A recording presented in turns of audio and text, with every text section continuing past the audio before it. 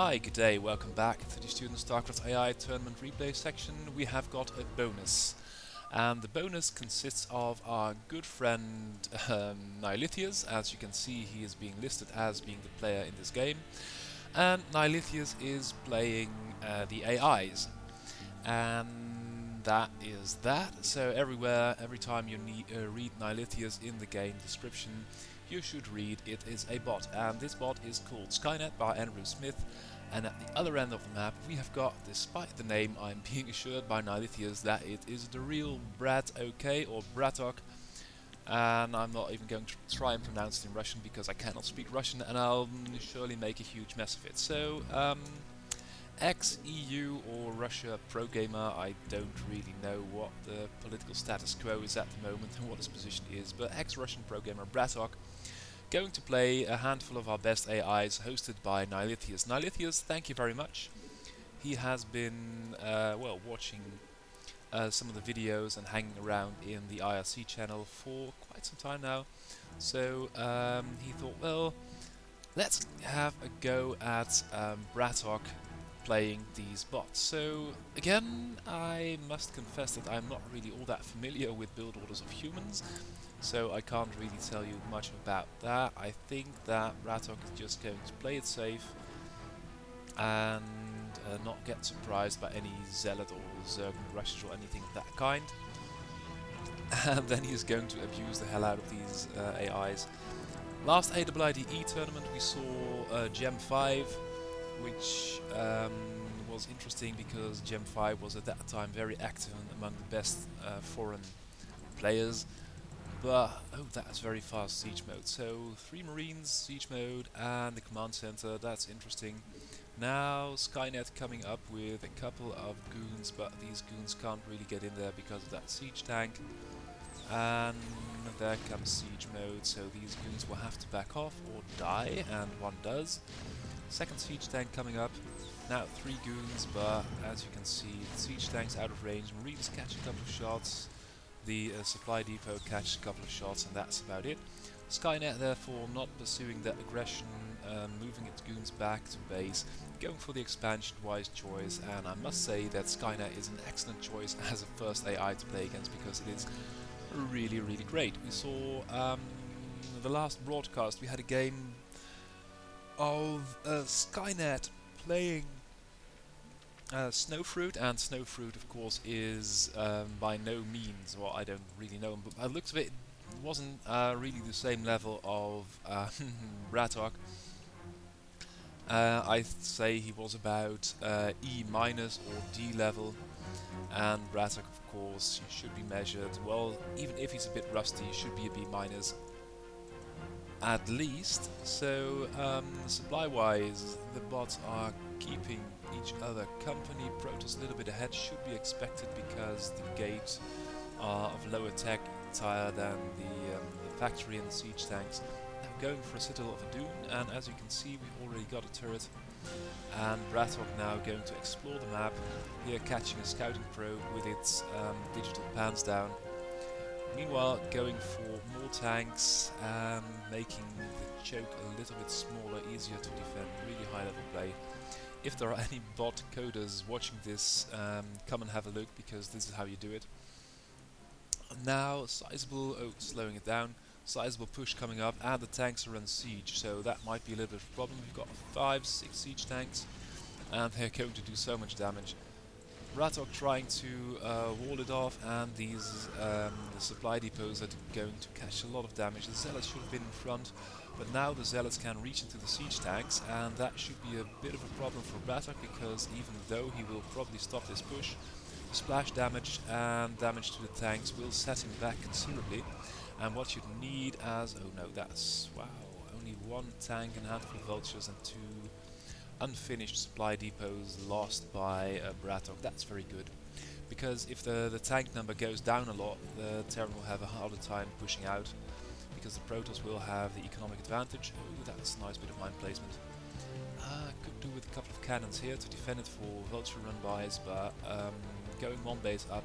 And as you can see, this Nylithius player, which is hosting the SkyNet AI, is looking very good, because although the push failed, going for the expansion, adding gateways, just very, very solid play, and I think the waiting is now for some kind of a follow-up tech, because supply-wise Terran and Brattok is now 25 ahead, and you do not want to have Terran 25 supply ahead, especially not if the Terran is Brattok. Now a little bit of harassment going on from all sides, and of course AIs can macro a little bit better than humans. So as you can see, the AI now at 640, 650 APM, human player only at 200, not really breaking a sweat at this point, slowly rolling its tanks up to the base of the AI. And I think that this push might very well do Skynet in, because there are not enough units. Forge coming up, but there are simply not enough units to deal with this, and now with mines at the ramp, which means that anything moving down here will probably blow up a lot of probes. We'll be interested to see. One step forward, no, only blow up itself because the probes have already been evacuated. Very nice play by Skynet, considering the level of opposition. So if you want to play a game versus an AI, do try Skynet because it's awesome. And I still really hope that Andrew Smith will someday come back to the game, to the coding game, and give Skynet a huge update, because it's one of these bots which can, I think, throw up with the best of them with the humans. It's one of the few bots closer to the human level, and that's about that.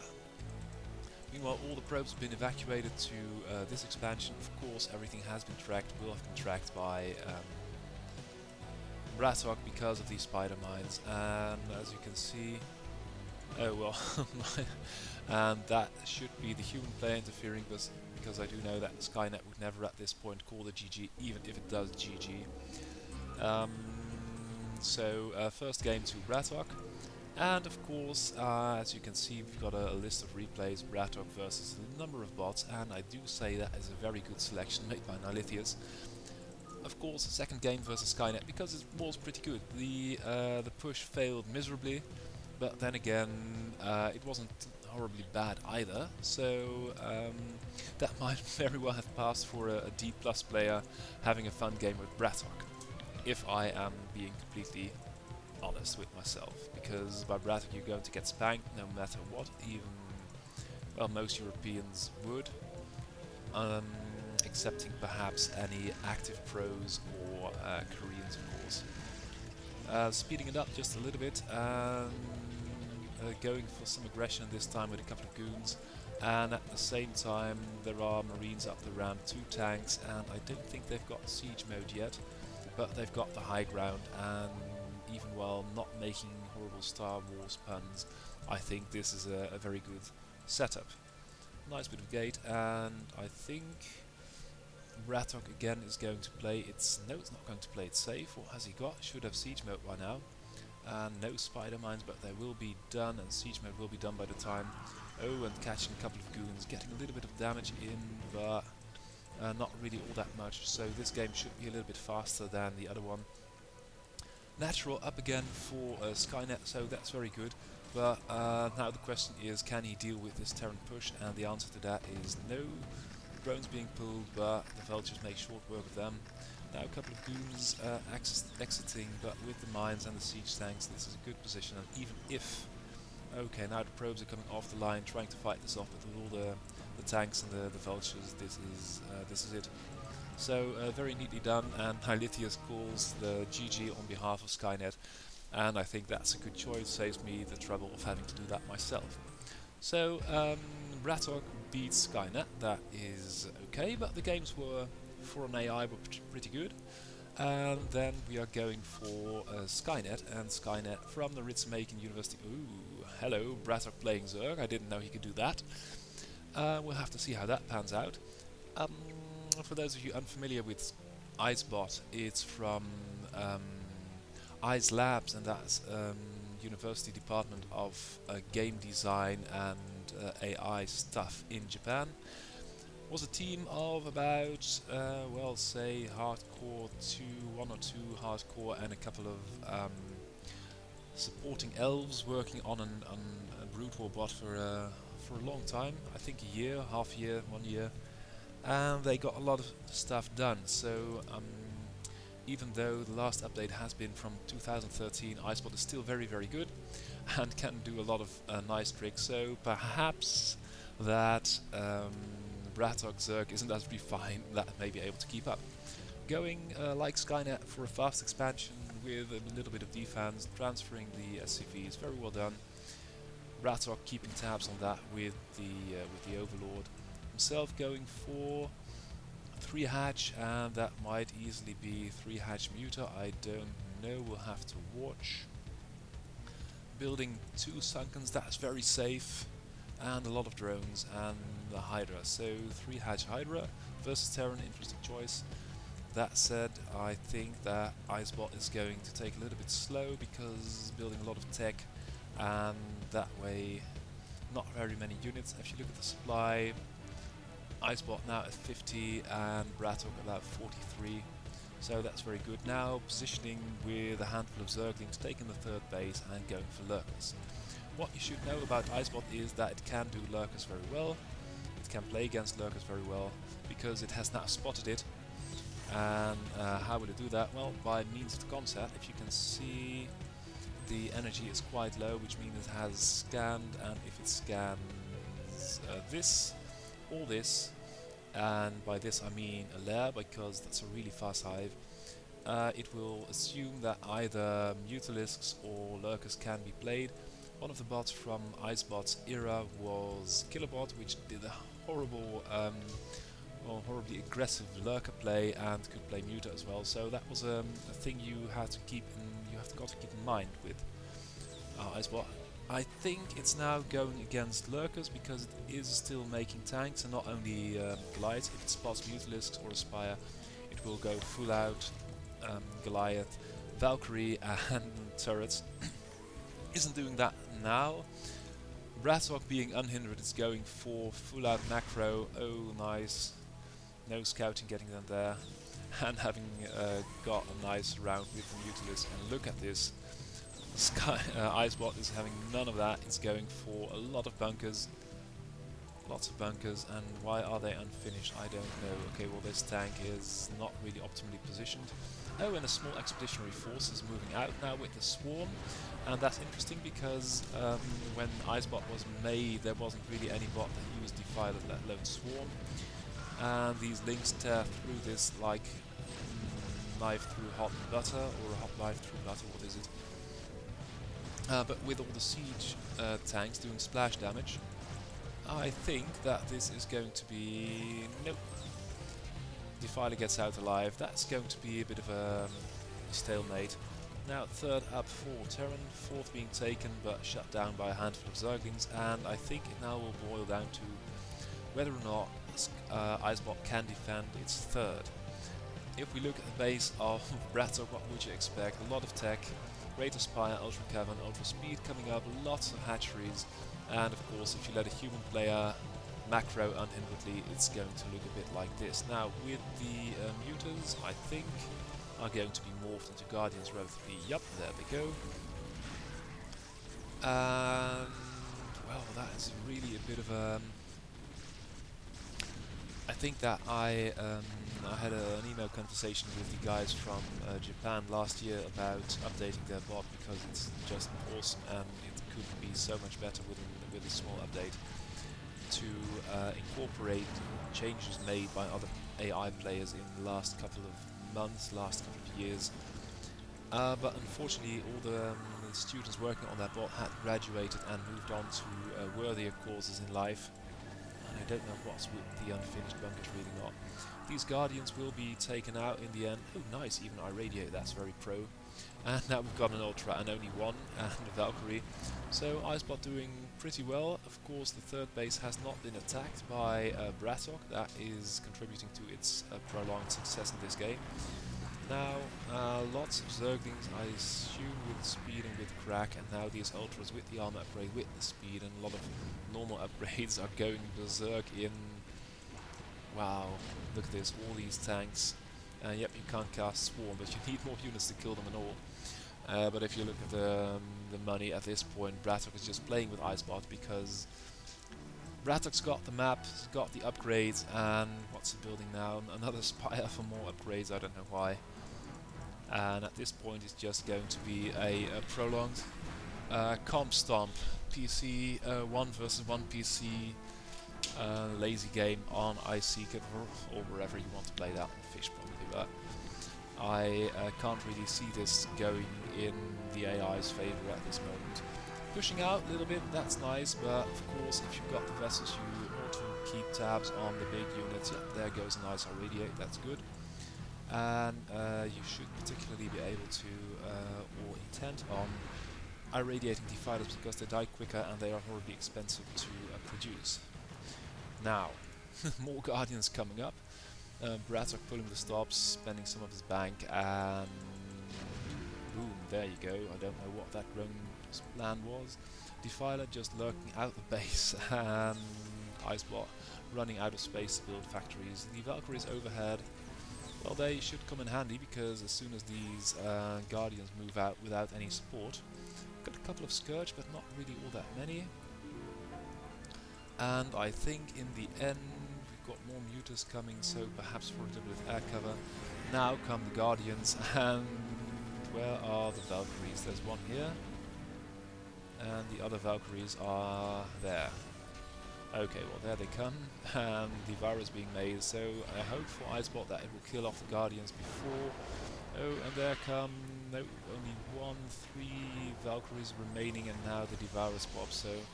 Okay, so 4, that's interesting because the no Scourge coming now.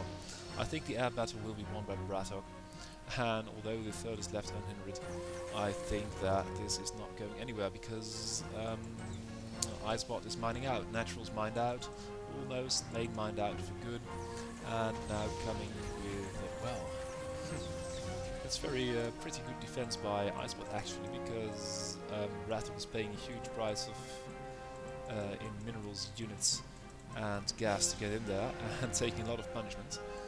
But in the end, with the economic advantage, now taking all the bases except the middle one, because Icebot is wanting to take that as well. With the +3 armor it can almost kill the SCVs, but not quite. That's a nice little victory won. And meanwhile the Guardians come again, and with a handful of Goliaths they die now, so that's that. And we've got a bit, I think 8 Guardians in your natural, and that's going to be it surely. No energy for irradiate, nice bunkers, but of course they're empty. I don't know if Braddock knows that, he must know by now because there isn't any fire coming from them. Third is still operational, but this Guardian attack with the Lings is tearing into stuff so hard. And I think that I am going to call the GG on this one because prolonging this will not serve any purpose whatsoever. And we've got more replays, and oh, we've got AIA, and AIA is an acronym. Oh, it's gone now. It's AIUR, and that is an AI using randomness, so an artificial. And that's Nylithius, the human player. I should explain how that works, because if you are hosting a game and letting an AI play for yourself, you can sometimes activate, you can activate a mode in which you can take control of units, as long as the AI won't assume command of them as well. So if there was a worker which had been mining, you could take that and click that furiously, and it would move 2 steps in the direction you clicked it to, and the AI would take over again and put it back on mineralism. So that doesn't really work, but what you can do is you can chat on the bot's behalf, and you can GG, leave the game, things like that. In general, it's very hard to use the AI as a support, so you can't really use it as an APM hack or something like that, but you can issue chat commands. So that's what you saw, and Nylithius calling Braddock a noob. That, of course, is yet to be proven. Braddock now playing Protoss, going full shuttle with speed, and now a Reaver. At the other end we've got Nylithius playing the AI called Aya by Florian Richoux from France, and Aya is pretty good. Again, Florian Richoux hasn't really got the time to update it last couple of years, so this one's last update is from 2014. 14. Here comes the Reaver. Ooh, and that are some truly horrible shots. The goons do an okay job of defending, and we can see, well, 12 probes, that's a lot surely. And even with the, yeah, if you look at the supplies, well, they're about even, that's very impressive. Of course, Brattok has got the higher tech and got the expansion, so that's okay for him for now. But Aya is very good. You saw earlier some of these units being stuck here behind these power generators, and not slowing down just a little bit. Oh god, we've got war coming. We've got 2 Reavers, and there go 3 Reavers even. Hello. And that surely must be the end of all these probes. Goes another, go more. And now making an exit with only 1 Reaver left. So, yep, that's okay, but if you look at the probe count, 19 for Aya and for Brattok, double, exactly double. Taking a third, got his natural up and not the mineral only. But about the neutral buildings, they have been used in maps to elicit probe play from humans. In the AI map pool we used a couple of maps with neutral buildings as to confuse the pathfinding of these AIs. Normally, normal Blizzard pathfinding sort of ignores neutral buildings, and if you are coding a bot, you can either use the standard Blizzard pathfinding, so you can take a unit, issue a command, go there, and the Blizzard internal AI, the pathfinding AI, will say, well, you got to move past here, blah, blah, blah. And that's the reason why things get stuck so often with Blizzard AI, because the Blizzard AI is from 98, it's not very good compared to human standards, and the idea was if we introduced maps with neutral buildings on AI match thingies, that the coders which would write a pathfinding algorithm of their own would have an advantage of those to those which do not. So that's why you see neutral buildings, and that's why you sometimes see units walking out over neutral buildings. It's not quite like using Blizzard AI, it's not quite like using human AI, but pathfinding AI is one of these areas which is pretty hard, although it has been solved-ish. It has been solved-ish, but you don't really get the CPU power to do that. So what you get if you are running an AI in a tournament, you get 1 core of about 2.5 GHz and 4 GB of RAM, usually something like that. Oh, and that was, I don't know what that was. Perhaps a premature GG, or the game just crashed. But you get 1 core of 2.5 GHz and 4 GB of RAM. Compared to the 98 specs, I remember playing StarCraft Brood War on a game PC which had, I think, 150 MHz or 233 MHz, things like that. It's a huge improvement compared to that, but it's not nothing compared to a human brain which has about 300 billion neurons and an almost infinitesimal number of infinite number, I should say, of connections between that, and a couple of billion years of evolution pressuring the organization of that mass of neurons and connections. So that's that. Now it seems we've got a ZVZ on our hands, and of course Brattok I do not need to introduce. We've got Overkill, and Overkill is a Zerg AI written by Sijia Shu. Actually, I think it's the only Chinese coder we've got in the scene. Surprised everyone by taking 3rd place at CIG 2015, and for a new coder that's pretty good. You can, in probability, you can compare it to a Royal Roader in the OSL, because it's so very hard to make an AI which is competitive, which works at all, and if you then take 3rd place in a very strong field of participants, that's just very good. Again, Sijia Shu hasn't been able to put in the time recently to improve it, but it's very good. So with the Sunken and with the handful of Zergling, should be able to hold off this bit of Zergling aggression. And of course, although the extra hatchery is coming, Overkill will soon have and a run by, and I don't think that AIs typically take that into account. Now Brattok going to town on these few Zerglings, killing off all the drones, and that's just one of these silly imbalanced human strategies that you do a run by, because most AIs, or no AI just at this moment, has a concept of running by static defenses to attack the soft part of whatever. So now it's a bit of a run around and gas being mined, but the drone count is now 3 for overkill, and for Brattok it's got 11, so that's more, it's almost 4 times as much, and only 1 mining mineral, so that's a bit of a mistake. 2 more Zerglings running by, and I think that this this drone count is going to be lowered even more. So Brattok going for the throat here. Yeah, game ends, so I don't know who quit, but that's a clear victory for Brattok. And of course that's something, well, Literbot, I should say Martin Royackers, the author of Literbot, is working on some kind of map analysis thing which should, in theory, be able of preventing this kind of run-by neglecting behavior. But it's not really presented at this moment because he's keeping it secret for either a big tournament or his master's thesis, either of those. I'd be interested to see how it's going to work, but at this moment, you, as a human, you've got a big advantage in that department. Again, we've got Brattok, okay, this time playing Terran again, and we've got Nylithius using... Now I am confused because I forgot which bot was loaded because I'm babbling so much. Oh. No. Oh yes, it was Killerbot. Killerbot by Marian Diveka.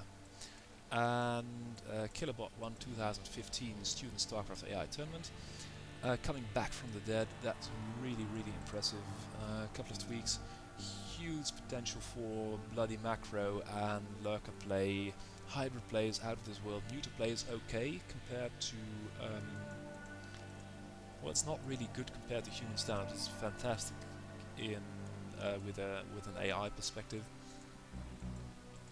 So Brattok should either be applying a lot of aggression or have some pretty good defenses, because Killerbot is usually honoring its name by being hyper-aggressive and killing things. Of course, human player got a good scout off, lots of gas, or early gas before any units, and now the Zerglings are chasing the SCV. I'm doing this 4 times the speed because I don't really want to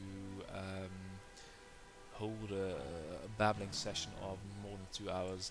And Brattok saw the lair going for bio. That's good. Academy coming up, so bio play is very, very solid. And I think even with these adaptive sunken colonies, because Killerbot also estimates how many force the enemy has, and then builds a handful of sunken colonies combined with the armor, the army value it's got to defend against it. Small push coming up. No, that's not a good place to build a lurker in AI versus AI play. That generally doesn't really matter, but get down, get that. No, stay down. There is a scanner, but I think that Brattok wants to play it slow and just out macro these lurkers, stimming in, killing them all. Reinforcements coming up, and now out of scan, so that's a bit of a pity. Of course, seeing the drones, so Brattok will know that there is an expansion if he hasn't already spotted it. Going to well, slow it down just a little bit because I'm going to speak faster and faster, and that's not really good. Going to put that down. Meanwhile, one lurker moving in, moving out, not really deciding to try and save that expansion, but it's a long run even if you're as fast as a lurker. And Brattok putting the keyboard on that. Yeah, that's that. On the expansion. And that's an end to the aggression, because if you look at the supplies, Brattok is nearly doubling the Zerg supply, and that's not a good sign. Zerglings, I do hope you run away, because that... okay, well, no, that's silly. That's not going to work, surely. That's only going to result in drone losses, so yeah. Another expansion found by Brattok, meanwhile moving out with a science vessel by this time, and that's just going to spell the quick doom of Killerbot. Killerbot just got a bit unlucky with morphing its lurkers in the middle of the map. Should have morphed them at home and used them defensively for a while, then try and engage the army head on. But as it was, the army of Killerbot never got a real chance, and that is not how you fight bio armies with tanks if they are controlled by a human player. Going down, and a couple of marines die, but nothing major. So that's that. Going to call the GG because we've got more to do, and I have a rather clear picture in my head of what it looks like watching Bratok destroy a base. Then Crazio has been updating his base, his build order, his bot for quite some time now, but all in the late game. Most improvements have been made in the late game, and the early game I think is where Bratok is going to strike. Bratok playing Zerg and Crazio of course playing Terran.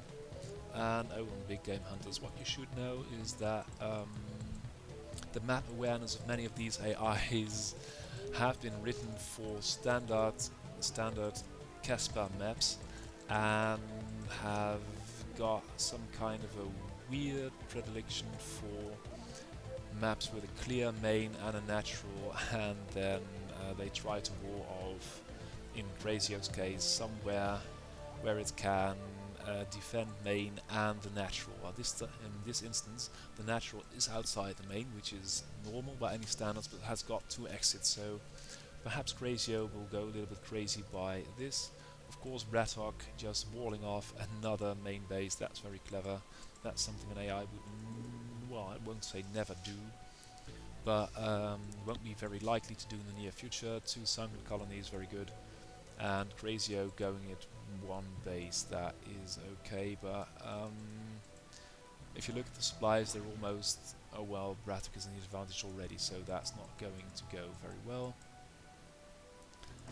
And hydraing down that eBay must be going for Lurker surely, because you can't really go, oh damn, I'm going a little bit too fast I think.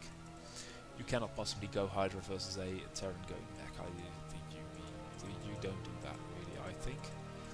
Going for a fast layer, going for a spire, going for everything. Supply wise it's really rather balanced, but with the 3rd base now operational for Bratok, I can't really imagine Crazio having much of a chance, if it would have had a chance at the onset of this game, because human players are still so much better. Oh, and a nice drop coming. And I think with this slow mech army consisting of 4 tanks, 5 Goliaths and 2 Marines, not really going well. A couple of turrets which might take down a couple of Overlords, but all the damage is done. All the units exit already and doing a lot of damage to the upgrades. Now morphing a Lurker egg in the middle of the map to block some of this damage. That's very prettily done. And doing a lot of damage to the tanks, however, do not take part in the defensive exercises, allowing these Hydras to do so much damage, and now with the Lurker in there as well.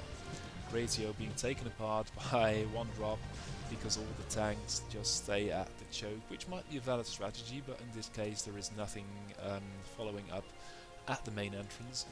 So yeah, this Lurker 7 kills, 8 kills on the Hydras. That's just not good. Meanwhile, all the SCVs have died, and that's about it. I think one of the players left because that's clearly a GG. And let's see what we've got more. We have got Crazio. Oh, we now got TSC Mu, all 3 races. That should be good, because, well, I still consider TSC Mu to be the best AI out there. It's got the most interesting stuff, and it can play all 3 races at the highest level, so even though this story is getting repetitive, TSC Mu has been busy with other things. I think that TSC Mu is the most accomplished AI and the most complete. So if you give it a little bit of room to macro, micro, or do anything crazy, you should be in a world of trouble. Bratok playing Terran, not taking any chances here, or perhaps being somewhat done with all his build orders for Zerg and Protoss.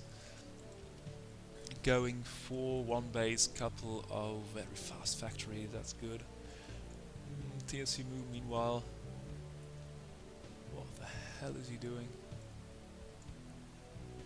I can't really see what trying to do something up here, but not really accomplishing it for some reason, going for fast factories, going for vultures. And of course in AI versus AI, going vultures is a good setup because bots have got unlimited APM. Brattock now picking up the slack a little bit, 250. TSCMU already tripling that at 750. Now going in with one vulture and losing one vulture, so supply wise Brattock already pulling ahead. That's not good. TSCMU building vultures and building mines. So I think that if TSCMU is allowed to build a number of vultures, no, keeping his force together, it's Brattock, so he's going to kill more, and that way the macro of these, the micro of these vultures won't really come into effect because they get taken down too much. And Nylithius, cheeky bastard, calling it balance issues. Yeah, of course that's it, vulture on vulture action, and as you can see Brattock doubling the supply. TSCMU hasn't got any army whatever to speak of. It's got a tank now, but yeah, as you can see this is not really working out for the AI again. Early aggression with a small contained formation of vultures doing so much damage. The combat in AI land is so one unit at a time and no units operating in groups. Ooh, that got lucky. So human players keeping a couple of units together automatically get an advantage. TSCMU trying to micro or macro back into this, but as you can see it's not really working. Brattock has got the entire map mined, has got the natural operational already. TSCMU just 2, but 20 supply difference. Oh, nice. I don't know if this is deliberate. I don't think that TSCMU really does something with a high ground, but that's a good position. Although a couple of marines die, this tank getting off a nice couple of shots on these vultures, that's very good. Vulture speed, no, you need units, my good man, you need units, you're in dire need of units, and everything that pops out will be taken apart by these roving vultures. Meanwhile Brattock going for more factories. Have we got any upgrades already? No, nothing doing here. Anti-air missiles being researched for God knows why, whatever reason. And going to speed it up because Brattock is just going to contain and wipe up every small party that tries to escape. As you can see, supply difference 34 in the advantage of Brattock, and TSCMU not really being able to get out of this. Third base just coming up for Brattock, dropship, lots of troops at home, and mines up in the choke of the natural of TSCMU. TSCMU now almost caught up in supply, but if you look at the kind of supply he's got 14 vultures and only one tank, one Goliath, and a lot of SCVs. Meanwhile, Brattock got a little bit less SCVs, got more Goliaths, more tanks, and one marine. So the quality of the units of Brattock is better than that of TSCMU. Nice minefield, so TSCMU taking a little bit of the map. Should be looking to take a third base, losing some units to these mines once more. But now the third is operational for Brattock already. And TSCMU, although well, the big problem is if he gets 5 bases up, that is going to give him something to macro with. But I don't think that Brattock is really going to let it come that far. Moving out with +1 weapons, TSCMU no upgrades yet, and a lot of vultures and mines that won't stand a chance versus Goliaths and tanks.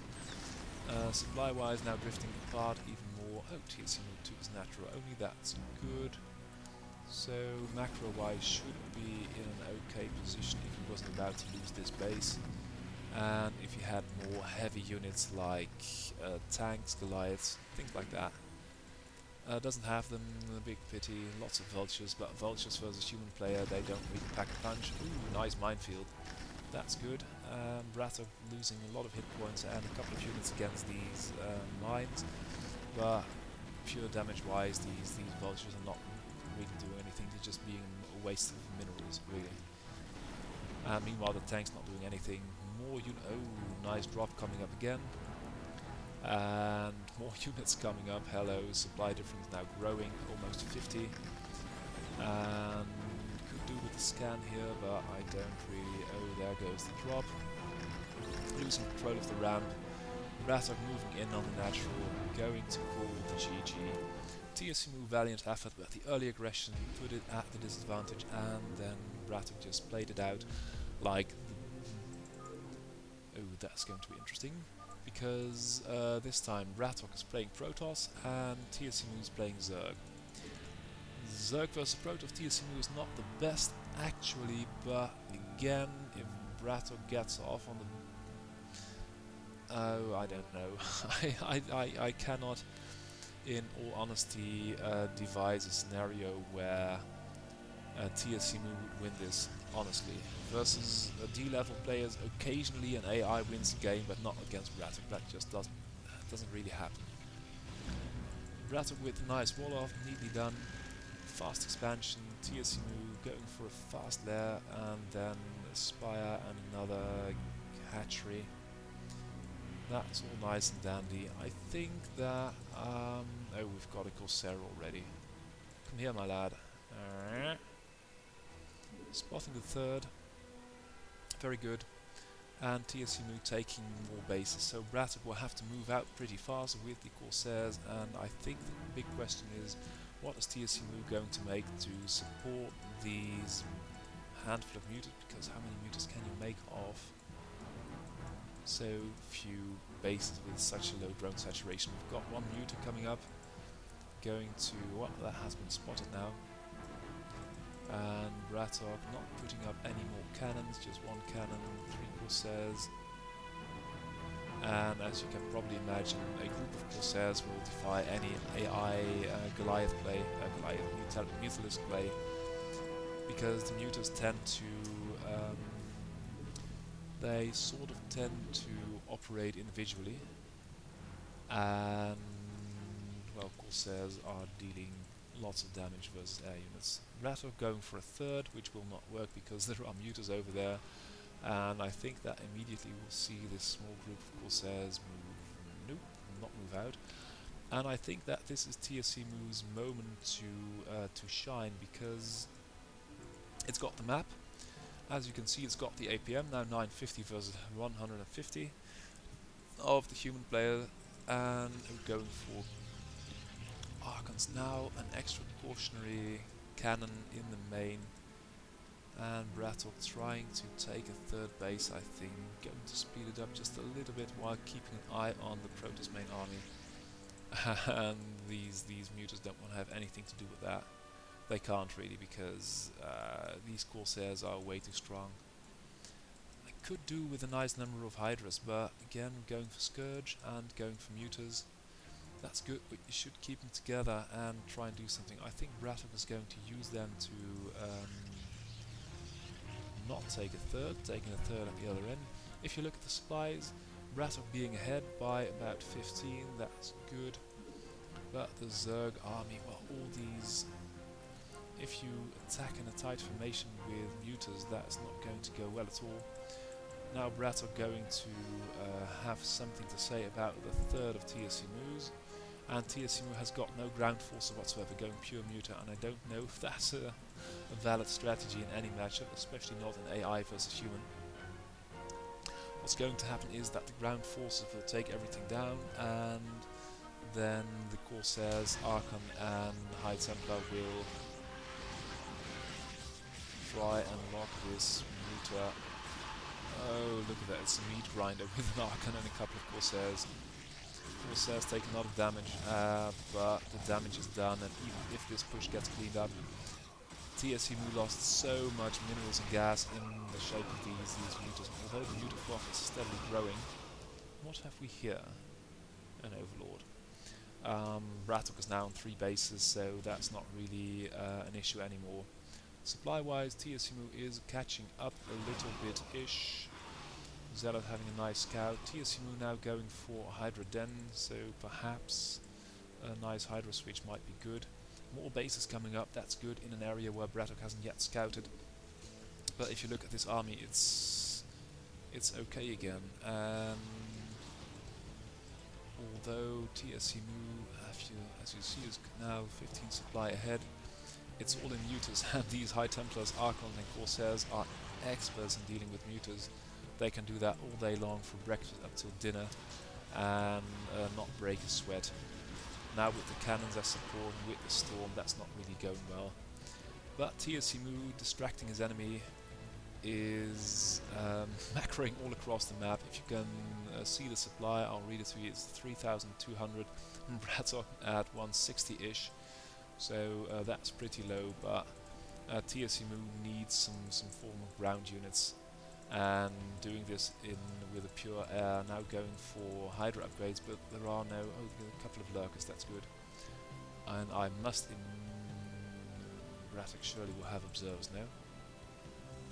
Okay, no observers, so perhaps that is going to be an issue, but the main army of Braddock is now moving across the map, and there are only muted a handful of Zerglings and a couple of lurkers to stop that. And this arc, no, you.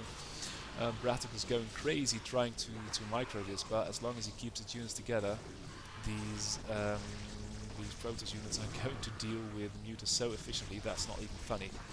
I think that had Tiyasimu gone Hydra at some point, he might have had a chance, because he's got half the map and he's got 4k APM. But with the Archons, the Corsairs and the High Templars, it's just not funny how fast these guys kill. Wow, how fast they can kill these units. Okay, so now these High Templars walk into a bit of a trap because they haven't got scans yet, and I must imagine Braddock building some kind of an observatory somewhere. Nope, it's not. Now Tiyasimu hasn't lost all that much, really, and if you look at the supplies, Tiyasimu is quite up there still. Braddock's got a bit of a bank, and now Tiyasimu is switching to a ground army, which is good.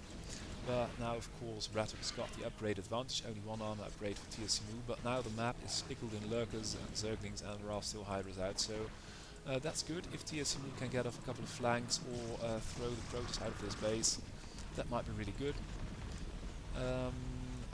This is one of the scenarios where AI shine. They've got a lot of bases, they've got a lot of APM, and they've got a lot of nice scourging off that thing. But the big problem is at this moment that Tiyasimu has not really got any kind of army together, so everything is attacking piecemeal, and this Protoss army can just move a bit to the left, kill a couple of units, move back, move to the right, kill another few, and Tiyasimu is going to have a hell of a time. Oh, we've got a Defiler out, that's good. But run, Defiler, run! Braddock is just going to keep it together, break into the natural, and with a nearly maxed army, Tiyasimu looking at 90 supply deficit at this moment.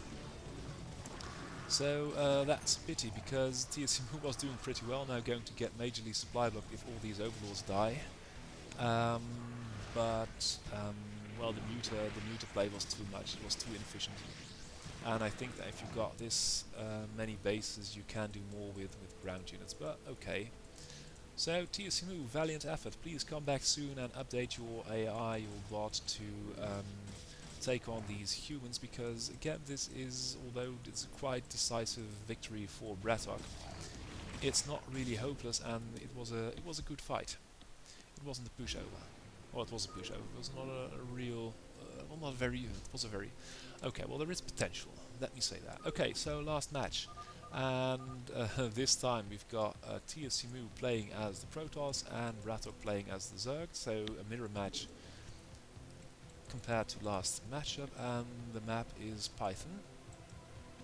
Braddock, a bit lucky, is scouting the enemy at the first try, of course. Python and an X-Pro versus an AI, that's not really, doesn't really matter much in the grand scheme of things, but I think that Tiyasimu Protoss perhaps is the strongest AI out there, so if there is any hope of taking a victory of Braddock, it must be this game.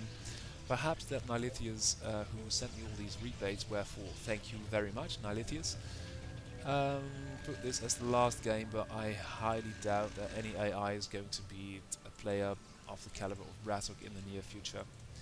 Or it must be that DeepMind has got some really funky stuff up its sleeve, but they have been quiet for quite some time, and I don't really think it's going as fast as they would have liked.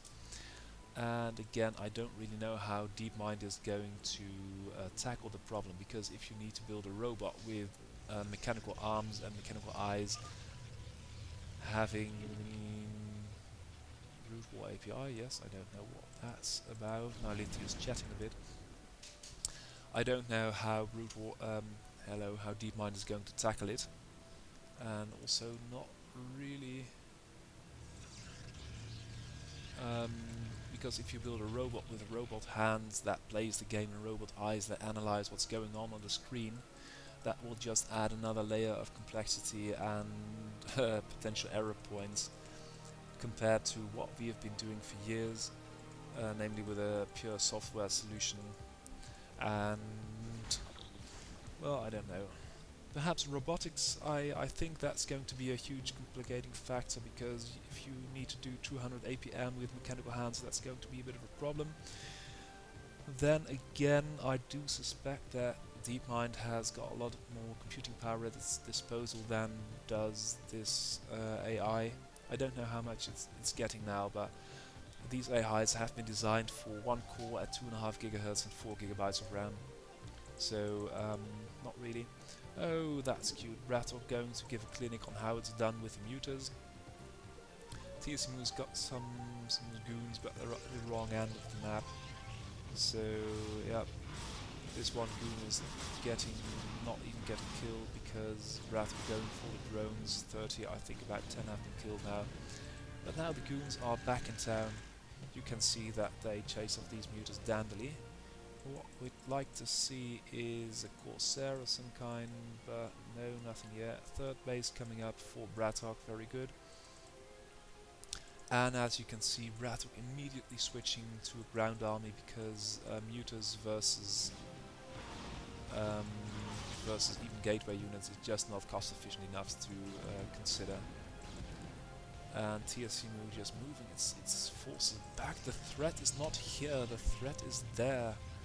You really need to, as an AI, have some kind of a concept of the map, not only where you can walk and where you can't, but if the enemy is here, it's got muters, build some defenses around the borders of this map, because 42, 41, lots of probes will die, upgrades will die, and by the time you've got goons, the damage is done. So for no damage you can take down half your forge and a handful of SCVs, and that's not good.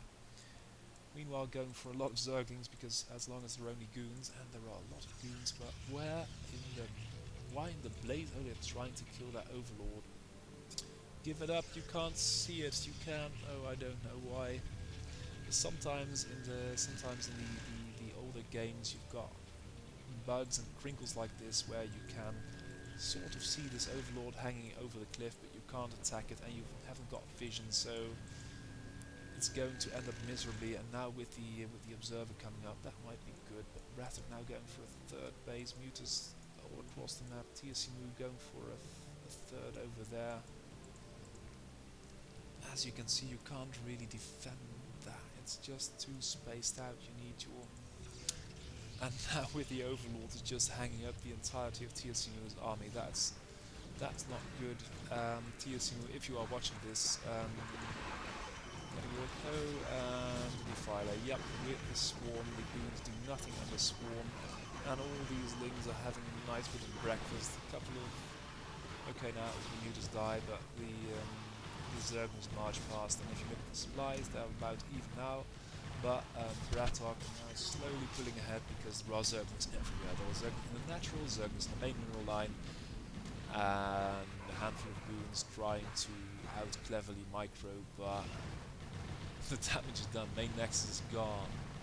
Robo Bay is gone. And the production is gone as well. These goons are not aggressive enough to save anything. And we've even got a couple of defilers too, so that was the main base. We've now got natural left. We've got third, which is being repopulated with all kinds of necessary buildings, even with the upgrades, but the next wave of links coming in, and there goes the natural, must be.